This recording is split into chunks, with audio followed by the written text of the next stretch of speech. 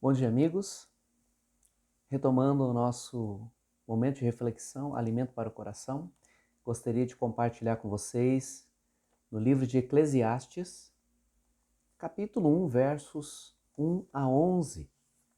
Palavras do rei Salomão, filho de Davi, homem que recebeu uma sabedoria sem igual e que nos conduz a pensar a respeito do nosso dia a dia, da nossa vida, dos nossos afazeres.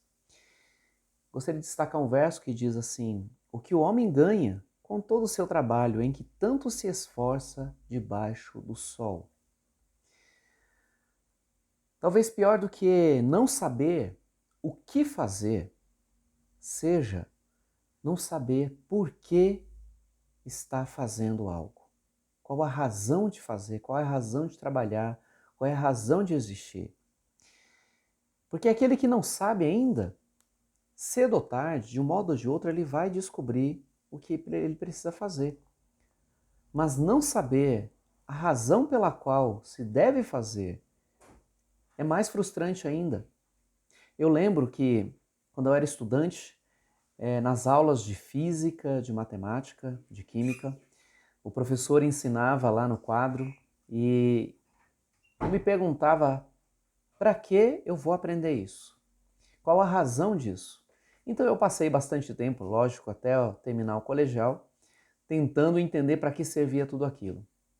Até que então na faculdade a gente começa a compreender a razão de tudo aquilo que a gente aprendeu. E aí começa a dar sentido, começa a dar ânimo, começa a querer saber mais.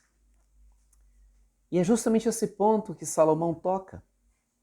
Ele fala que quanto mais a gente busca conhecer as coisas, mais a gente fica confuso.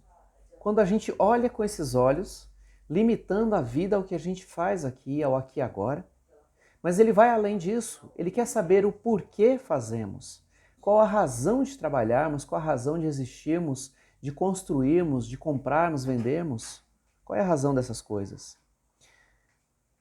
E essa é uma crise do coração humano, porque a natureza do coração humano o faz querer, sentir, experimentar o fato de que existe uma razão para aquilo que está fazendo.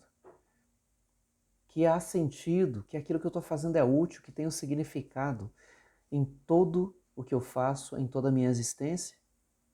Pessoas adoecem, algumas chegam a cometer os extremos porque perdem o objetivo para o qual estão vivendo, estão fazendo.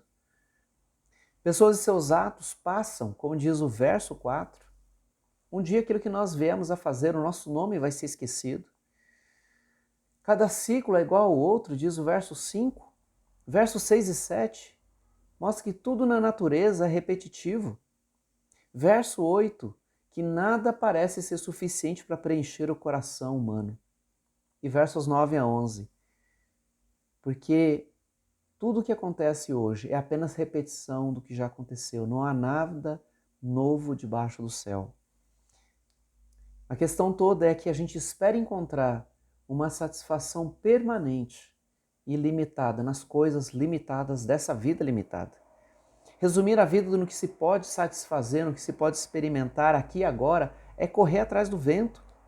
É o mesmo que reduzir a vida aqui e agora, o carpe diem, é viver de modo inútil.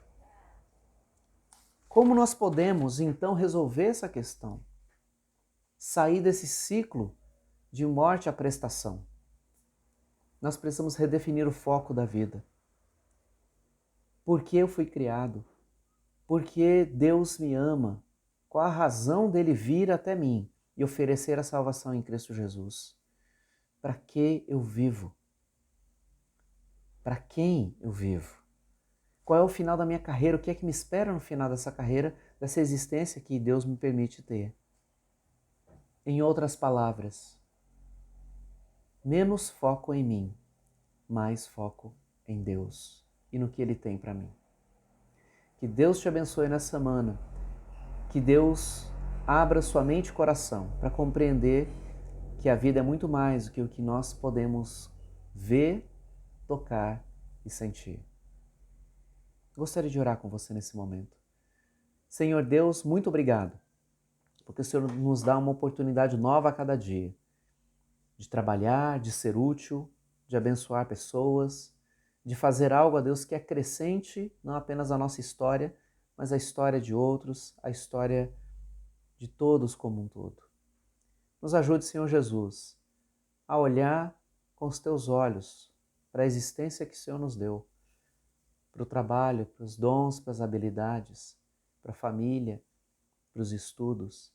Nos ajuda, Senhor Deus, a olhar além que os nossos olhos podem ver e que a gente encontre o propósito. E que esse propósito, a Deus, é viver essa vida andando e olhando para o alto, ouvindo tua voz e seguindo os teus conselhos. Nos ajude, Senhor Jesus. Nos abençoe. Abençoe cada um que está nos ouvindo. Oramos em nome de Cristo. Amém. Que Deus te abençoe.